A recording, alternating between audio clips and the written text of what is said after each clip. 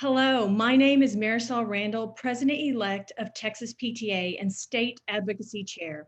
It is my pleasure to welcome you today here at today's webinar, a look at Texas PTA legislative priorities for the 87th Texas Legislature. If you have any questions during this webinar, please submit your questions in the Q&A and we'll be answering them. If we have time at the end, we'll be answering the questions live. In only 64 days, the Texas Legislature will convene for its regular 140-day session and start making decisions that will impact the health, safety, and future of our students. PTA must be a thunderous voice this session. November the 18th, we'll convene again at noon for a webinar to discuss what your PTA can start doing now within our own communities to advocate for Texas children and youth, including a quick lesson on using Zoom, the virtual meeting platform.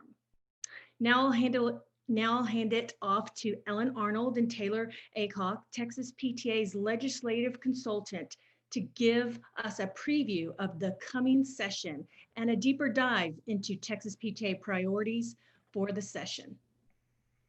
Thank you, Marisol, and it's a pleasure to be here today to talk to PTA members. We're going to start with just a little bit of background on what's going on in Texas, the politics, the economy, various aspects of that, and then we'll move right into the priorities. On Monday of this week, this period of time between legislative sessions is called the interim. And on Monday of this week, legislators were allowed to begin pre-filing legislation for the coming session.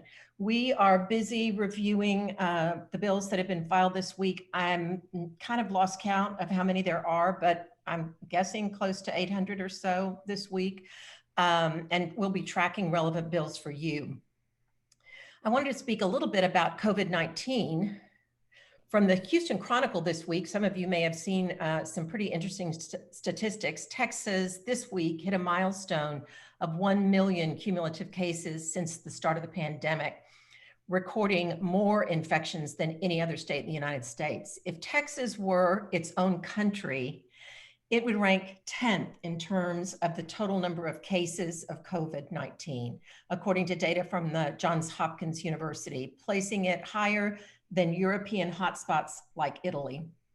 Texas has had more newly reported cases in the last week, an average about 8,500 a day, than other large hard-hit states like New York, California, and Florida.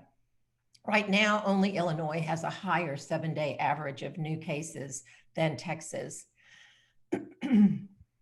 As a result, we believe that advocacy will be a challenge this session. The presumptive Speaker of the Texas House, Dade Phelan, who is a Republican from Beaumont, has established a bipartisan work group to review and make recommendations on legislative operations during the COVID-19 pandemic. There is a great deal of talk about not allowing anyone into the building during the legislative session except legislators and staff. Phelan has suggested that he would like to adjourn the House for 30 days after the swearing in on January 12th, the first day of the legislative session. When all members are sworn in, the Speaker is elected by the members of the House, and the House rules are adopted. A similar procedure happens in the Senate on that day as well, but they operate pretty independently of the House.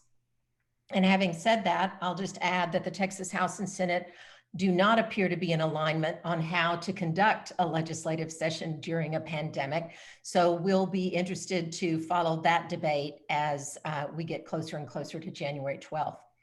In terms of the political landscape, Texas was one of the states for which a blue wave did not occur. The makeup of the Texas House really did not change. The partisan breakdown in the House continues to be 83 Republicans and 67 Democrats. Barring any kind of political coup, the Speaker's race has been decided. As I mentioned earlier, Dade Phelan from Beaumont has the necessary pledges to be elected on the first day of the session, and that's what we anticipate will happen. he has support from both Republicans and Democrats for his candidacy. The Republicans in the Senate lost one seat, and now the partisan breakdown in the Senate is 18 Republicans to 13 Democrats. The Senate has for several years, and I think will continue to be this coming session, the biggest challenge to many of the policy goals of Texas PTA. Because of COVID-19, we do not expect very many bills to pass this session. And we're anticipating that a lot will be filed, but we don't anticipate that many will be heard or passed. The last thing I'll talk about just briefly is the economy. I'm sure you've been reading about it, but I have just a couple of data points to share with you. Prior to the outbreak of the coronavirus, the state was expected to have a budget surplus of about $2.8 billion at the end of this current biennium that we're in right now. We're in the second year of this biennium. The state is now expected to have a deficit of $4.6 billion in our current budget. A few months ago, the governor directed all state agencies to cut 5% from their current budget, cut spending from their current budget, and they have been required as well to maintain that cut as they submit their budget requests for the next two-year budget that will be adopted in the coming session. In terms of what's possible next year, the only thing that is constitutionally required in Texas is the adoption of a two-year budget. So we will definitely be passing a budget. Now, it could take us a few special sessions, which are brief 30-minute sessions that the governor calls, but we will pass one. There is no other legislation that it's required to pass. And this, as I said earlier, is a session in which likely few bills will pass. However, there is strong support for protecting the funding for schools that was authorized in House Bill 3 last session. There is also growing awareness of the digital divide, and we hope to be able to make some progress toward addressing that in addition to those CARES Act dollars that I mentioned earlier.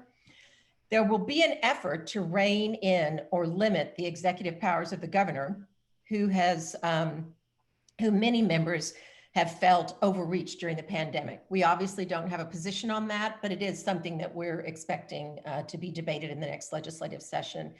There will be an effort again to pass a bill to limit the use of tax dollars on lobbying for cities and counties and school districts and charters. That'll be one that we'll be involved in from the very beginning to make sure that PTA is exempted from that legislation. And then the legislature will redraw the boundaries, the legislative and congressional district boundaries in a special session rather than the regular session due to the delays in census gathering brought on by COVID. Marisol, next slide. Thank you. Is for you. Texas PTA has an advocacy committee made up of members from around the state who apply to serve for a 2-year period. Those selected spend much of the fall learning about advocacy, about the political environment in which we will be operating, and about the issues of greatest importance to our members. Texas PTA conducts a member survey to better understand what members are interested in and concerned about.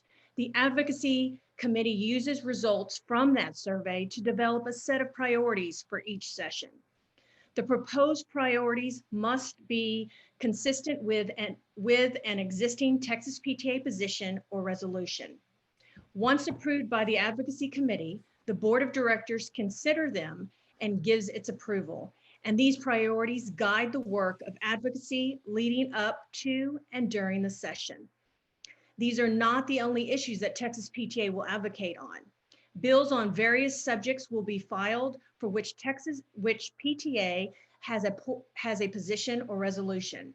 Those positions or resolutions will guide our work on non-priority bills. Thanks, Marisol. So the first two legislative priorities that PTA has identified to work on are two major issues that we will be addressing this next session. The first of which is maintaining public school funding. As many of you probably know, the Texas legislature passed House Bill 3 or HB 3 last session, which was a monumental school finance overhaul that sought to address a number of issues, including equity for all students, recapture, which is the mechanism by which some school districts were having to send local money back to the state, and additionally reducing property taxes for Texans. This bill was an $11.6 billion school finance measure that included about $6.5 billion for new public education spending and about $5.1 billion, which was devoted to reducing those property tax bills. The legislation increased per student based funding by about 20%, increasing the basic allotment from a little over $5,000 to a little bit over $6,000. The bill, among other things, included money to give teacher raises, fund full day pre-K for eligible 4-year-olds, and reduce the amount of money wealthy districts were spent subsidizing poor districts through the state's recapture program, which was known as Robin Hood. The bill also included money for districts that wanted to started a merit pay program, giving bonuses between $3,000 and $12,000 to higher performing teachers. It also provided incentives for highly rated teachers to work in high needs and rural school districts that needed them the most. The next issue that you heard Ellen mention a second ago, is digital connectivity for all. And it's something that we have all experienced, and the reason why we're on Zoom today. COVID-19 has changed the way that many of us are doing business, going to work, and attending school. It's impacted all aspects of our lives. And we've been forced to move onto digital platforms like Zoom. What we know is that digital connectivity is not an issue that has just sprung up during COVID-19. It's an issue that the state has faced for a very long time now. An estimated 30% of the state's 5.5 million public school students don't have the right technology for online learning. And it's reported that at least almost 2 million Texas students lack devices or access to high-speed internet that they can use to go to school. Texas PTA will be advocating very strongly to increase the equitable access of digital connectivity for all students.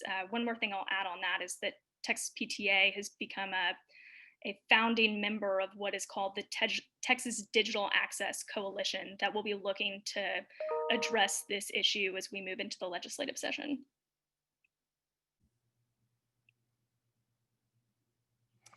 Vouchers. I think everybody, or most people, know about Texas PTA's position on vouchers. It is to oppose legislation that authorizes the use of a voucher, a program that allows state funds to be used to pay for private school tuition and related costs. Private schools are not regulated by the state, and that's just one of the reasons that Texas PTA opposes state funding for private schools. There are several types of vouchers that have been pursued in recent years, and I'll mention two. One is called the Education Savings Account Program, or ESA program. And it's a form of voucher program that allows eligible parents to use a portion of the funds that the state expends for their child's public school education to fund private school tuition, distance education, homeschooling materials, and curriculum. The remainder of the funds, generally around 30%, are kept by the public school that the student previously attended. In Texas, there has been an effort to pass legislation to authorize education savings accounts for several sessions, but they have passed the Senate, but not the House. A second form of voucher is a tax credit scholarship program, in which corporations can earn tax credits by donating money to a scholarship program that uses the dollars to pay for private school tuition for students.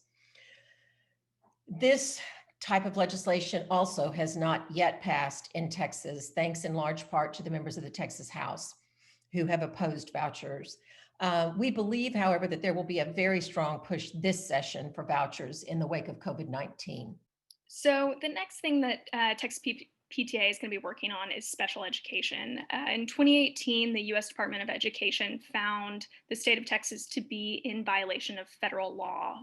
Texas had essentially enacted what was a de facto cap on the number of special education students that the state was serving. TEA, or the Texas Education Agency, was instructed to create an immediate corrective action plan. That plan is supposed to be designed to support districts with teacher training and student evaluations, as well as beefing up the agency's monitoring capacities. As recently, I think, as 2 weeks ago, the federal government came out and said that Texas was still not in compliance with some of the requirements of that corrective action plan. And so Texas PTA will be monitoring and supporting legislation to make sure that that corrective action plan is up to snuff and being implemented correctly. Next on the list is cyberbullying. Texas PTA will be monitoring the implementation of what's called David's Law and any other legislation related to cyberbullying. In 2017, Texas PTA took the lead on David's Law, or legislation that added cyberbullying to bullying laws. This law was created in memory of a student who committed suicide after being relentlessly cyberbullied. Schools under that law now have the authority to address cyberbullying that occurs both on and off campus. So PTA will continue to monitor the implementation of that and look at any other bills that seek to strengthen that or seek to weaken cyberbullying statute. And then next on the slide is school safety. Texas PTA will monitor school safety legislation, both the implementation of what were very significant and large laws that were enacted in the last session in 2019, and then we'll also be looking at any other legislation that is filed in the 2021 legislative session. There was quite a bit of funding that was put towards school safety in terms of mental health, in terms of hardening of schools, and also in terms of teacher training. So Texas PTA will be making sure that funding for school safety is maintained. We saw probably about 3 very large school safety bills pass last session in the wake of what were 2 shootings in Texas, including the Santa Fe high school shooting. And so this was a very personal and very necessary change that legislators wanted to make to create a safer environment for students. And so PTA will be at the forefront of maintaining those laws. Next slide, please. So the next priority that Texas PTA has for this coming session is one that you've been working on for a couple of sessions, and it has to do with childhood immunizations. And the priority is to require school districts to report to Texas Education Agency the number of students in each school that are unvaccinated. This is essential information for school employees with medical vulnerabilities and for families with immune suppressed children.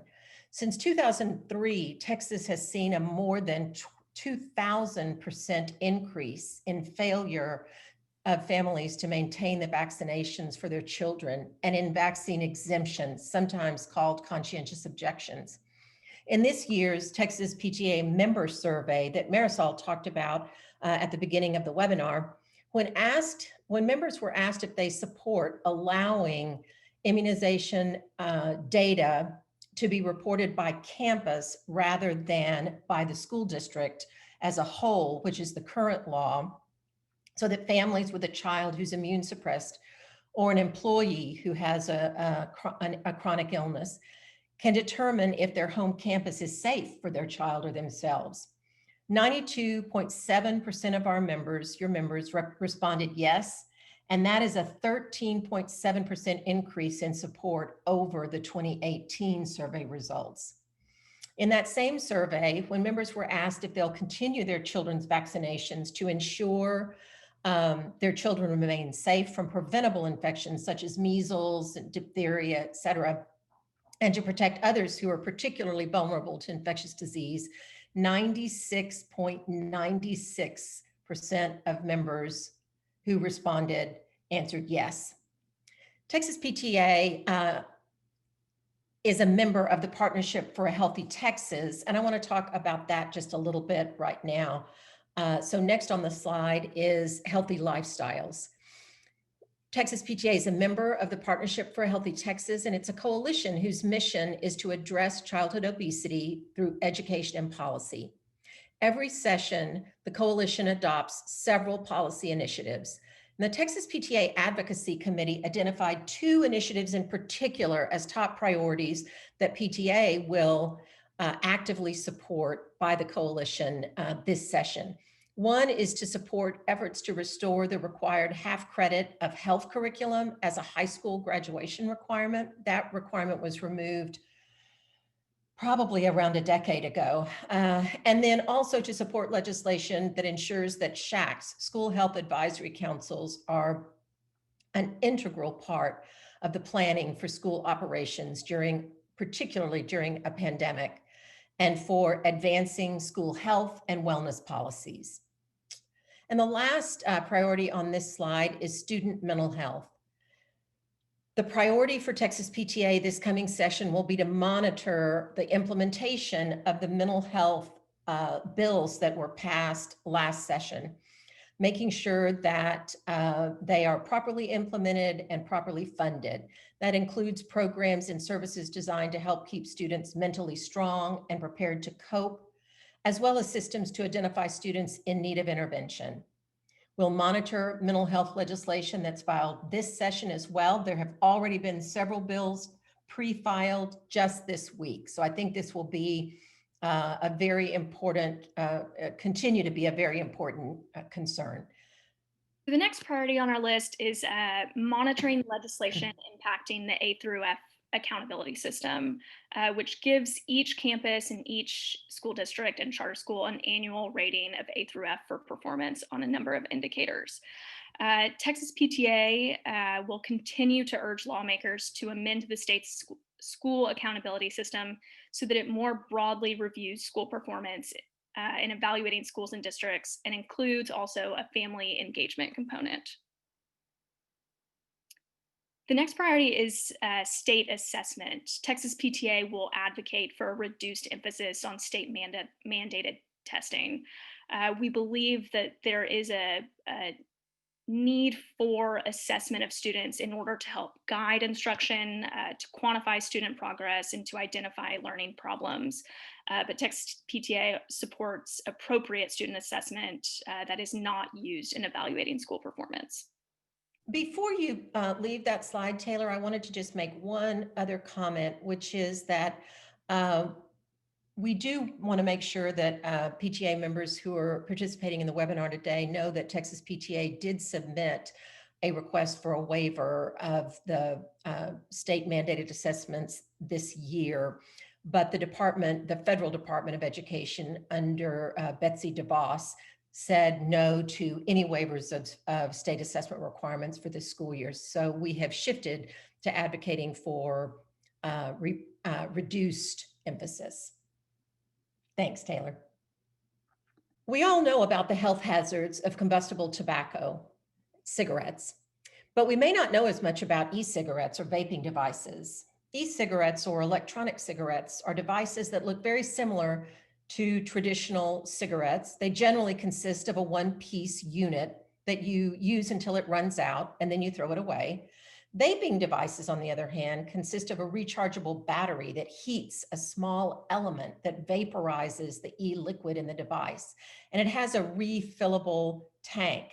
And these vaping devices can come in a variety of forms. They can look like a thumb drive for your computer, for example. So they're very hard to identify as what they are, which are delivery systems for nicotine, essentially. These devices are as addictive as traditional cigarettes. And I think a lot of parents are only now just coming to understand that. While vaping devices likely have fewer toxic chemicals than traditional cigarettes, they do contain highly addictive nicotine. And recently there's been an outbreak of lung injuries and deaths attributable to vaping, known as e-valley or e-cigarette or vaping product use associated lung injury. Last session, Texas PTA worked to raise the age to purchase tobacco products to 21, and were successful in that effort. And this session, we have joined the coalition, Texas Tobacco Control Partners, to increase regulation and tax these products. So yes, next you'll see that what we're looking to do with vaping and e-cigarettes is to pass legislation to ban the flavors in e-cigarettes and to regulate and tax e-cigarette products. Traditional tobacco products, our goal for them this session is to increase the traditional tobacco tax. In both cases, we do this because we know that the more expensive these products are, the fewer children or fewer youth are able to afford them, or at least even if they are able to afford them, perhaps they would prefer to spend that extra money on something else. And then we also will attempt to ban menthol flavored traditional cigarettes as well. So next on the list of priorities is raising the age.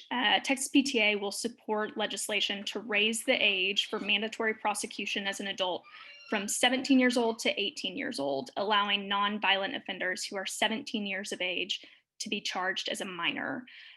Currently, Texas is one of only 3 states left in the nation that automatically place 17-year-old offenders in the adult criminal justice system, regardless of their crime. Every 17-year-old arrested in Texas is denied the benefits of the rehabilitative focus of juvenile court. Instead, they are considered adults and are jailed with adults and tried in adult criminal court, where they begin to accrue a permanent adult criminal record. In addition to that, the rights of parents are limited when a 17-year-old is put through the adult criminal justice system. Police are not required to inform parents of 17-year-olds of an arrest, and parents do not have a right to be involved in the court process. We know that 96% of 17-year-olds who are arrested in Texas were arrested for non-violent and misdemeanor offenses. An adult criminal record creates barriers to getting an education, gaining employment, securing housing, and joining the military upon their release. Because raising the age of criminal responsibility to 18 costs state money for facilities, it will likely be put on hold this session due to the fact that we are in a budget deficit. Next on the list, this is a newer priority that has come about due to COVID-19. Texas PTA will support legislation to ensure the continuity of funding for students who reside in the juvenile justice alternative education system. So the JJAP is where students who are in juvenile facilities receive education programming. This summer, when agencies were directed to cut their budgets by 5%, a portion of the funding for educational services for students in JJAPs was reduced. Funding for all other students in traditional Texas public schools was protected from that 5% cut. Because all students, no matter if they are in juvenile facilities or in traditional facilities, have a constitutional right to a substantially equal public education, Texas PTA will advocate for statutory changes to protect funding for these students as well. Thank you, Taylor. Next slide. Have you? As we prepare for Rally Day 2021, here are a few suggestions to help you get ready for February 22nd.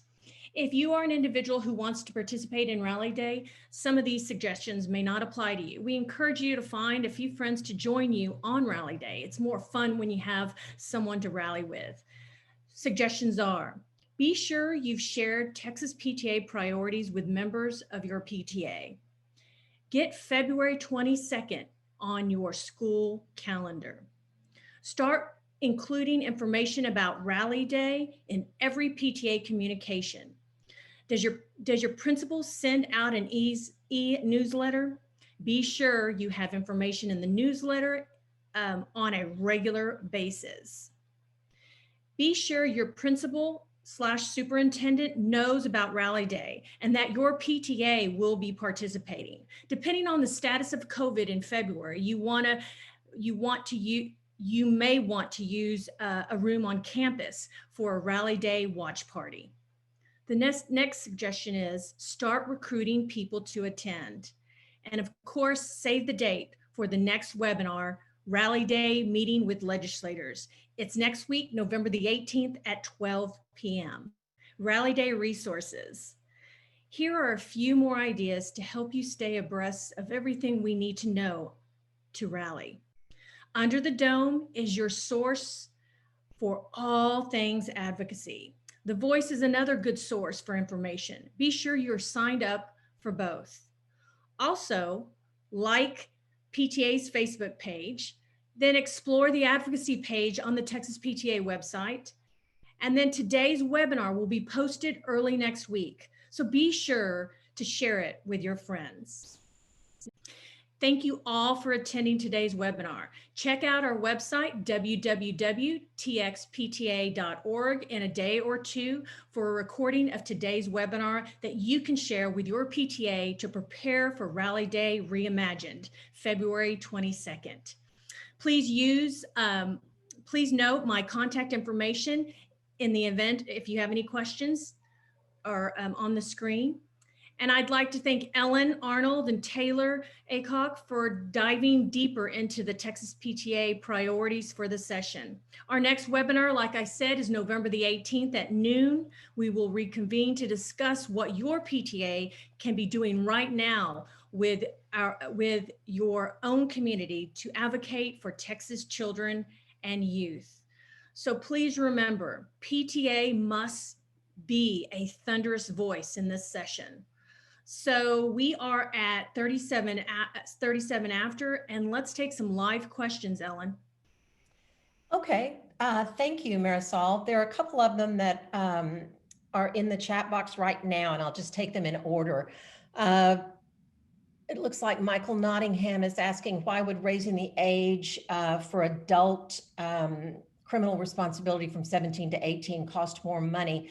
A lot of the cost has to do with moving these persons out of the adult system and into the juvenile system, and the capacity or building capacity for making that change. I believe there'll be a cost associated with staff and with the instructional or the teachers that teach in the juvenile system.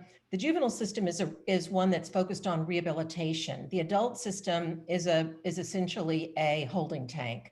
And so when you transition these folks back to the juvenile system, you'll need to increase the delivery, the people that deliver those sorts of services within the juvenile system to accommodate those students, those young people. The next one is, what about child and youth trafficking? And this is someone who has been paying really close attention. Absolutely, Texas PTA will again be supporting all legislation to address the problem of child and youth trafficking in any way possible, including protecting children and youth from criminal convictions related to prostitution, for example, since prostitution in the case of human trafficking is coerced. And so we'll definitely be pursuing and supporting all legislation that attempts to address that problem here in Texas. And then the last question that I see is, oh, no, there are a few more. What Texas PTA's thoughts are about continuing the hold harmless provisions for the rest of the school year. And what Liz is talking about is that for these first, and actually I think it'll end up being the entire first semester, schools are being paid, I guess schools are receiving funds based upon their attendance from pre-COVID time. And as we know, a lot of school districts have seen a reduction in attendance. And if the school district wasn't, or the charter school wasn't receiving funding based on pre-COVID funding numbers, then they would be seeing a dramatic decrease in funding for this year, which could involve layoffs of teachers and closures of schools and things like that. And her question is, would we support continuing that hold harmless for the rest of the school year? And I would say that absolutely, that is something that Texas PTA will support, and given the opportunity, will certainly do so actively. Will Rally Day be all virtual? I think that our president, Susie Kennan, is answering that question right now, so I'll skip on to the next one. When the Biden administration comes into office, could we see a waiver on STAR? Debbie, that's a good question. And my crystal ball isn't quite that clear right now. You know, I think it's possible if you're talking about a waiver for this year as a result of COVID. I do think that is, you know, something that could happen. Under a new Department of Education, under new Department of Education leadership, it certainly could happen for this year. As you know, the federal government requires those state tests, so I don't think anything permanent could happen, but I hadn't thought about it, but I think probably there is a chance of that. Next question was, thank you. Oh, that was a thank you. Oh, that's nice. You're welcome. Let's see what else.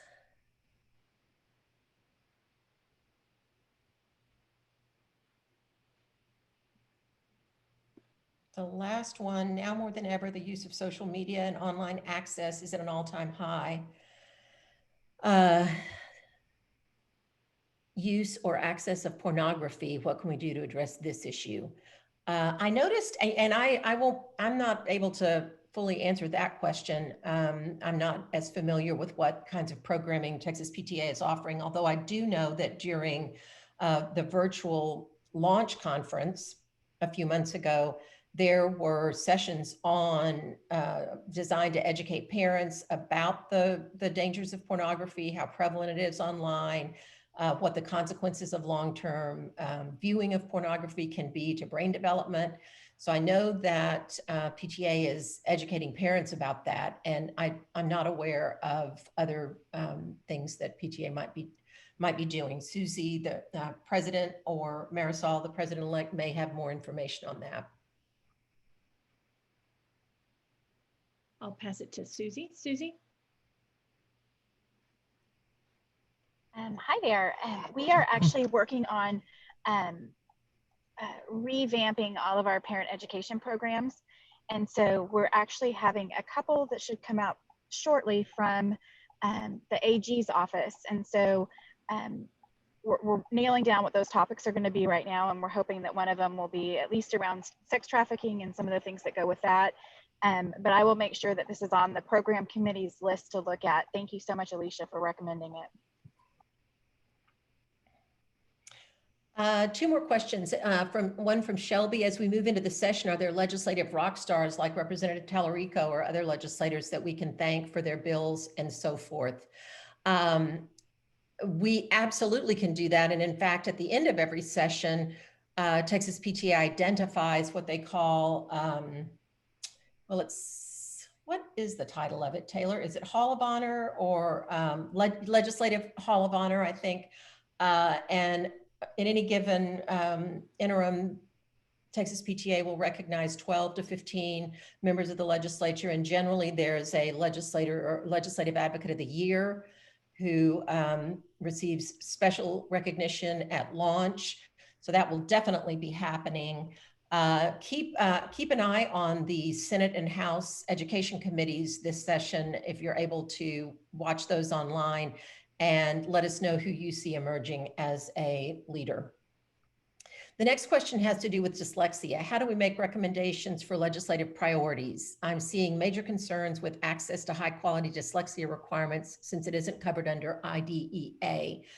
You know, the dyslexia program changes are brand new. And so I would say that step number one might be to let Texas PTA know through Marisol, who shared her email a little bit ago, specifically what you're seeing in your school district so that we can do a little bit of research.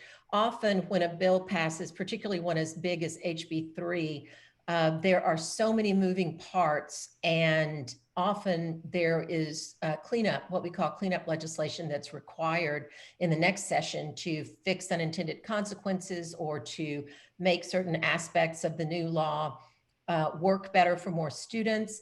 In this particular case, I would be willing to guess that some of what you may be observing related to dyslexia is related to the pandemic, because we have certainly seen a tremendous negative impact on special education services for students with disabilities that is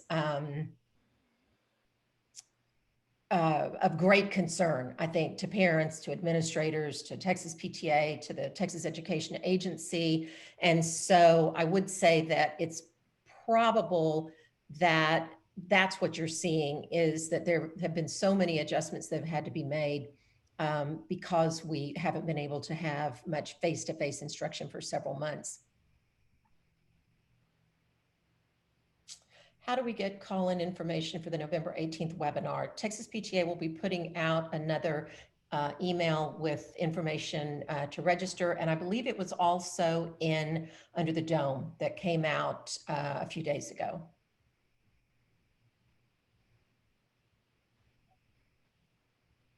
Since our campus is dual language, will the slides be available in Spanish for our members? I'll have to defer to Texas PTA leadership for that one. Susie, do you have the answer to that? I don't think we. No, we hadn't planned on translating this particular webinar, but we'll look and see what we can do. Thank you for the reminder. And Cassandra, one other thing about legislative priorities is that there is a process for identifying positions and resolutions. And then once there is a position and resolution around the issue about which you have concern, then it can be considered for a priority. And as Marisol said at the beginning of the presentation, one of the best ways to help Texas PTA leaders to identify priorities is to participate in the members survey. The Texas PTA State Advocacy Committee also bring ideas from their respective communities, and Taylor and I, monitor what we are learning and seeing happening here at Austin and with the agency, and we interface quite a bit with school districts and school administrators, and so we're also able to see where there are problems that we can recommend to Texas PTA to consider. So there's there are multiple ways, but essentially you want to start that conversation about a particular issue in order to have it be considered a priority. It looks like those are all the questions. Okay. Thank you again, Ellen and Taylor. If you have any other questions, please make sure that you email myself at president-elect@txpta.org. And I also want to remind you before we leave that next week, November the 18th, is our second webinar. So please make sure that you attend, and we'll be discussing what your PTA can do right now within your own community to advocate for Texas children and youth. So that'll be really, really interesting next week. So please make sure that you mark your calendars for November the 18th at noon. Thank you again for attending, and we will see you next week.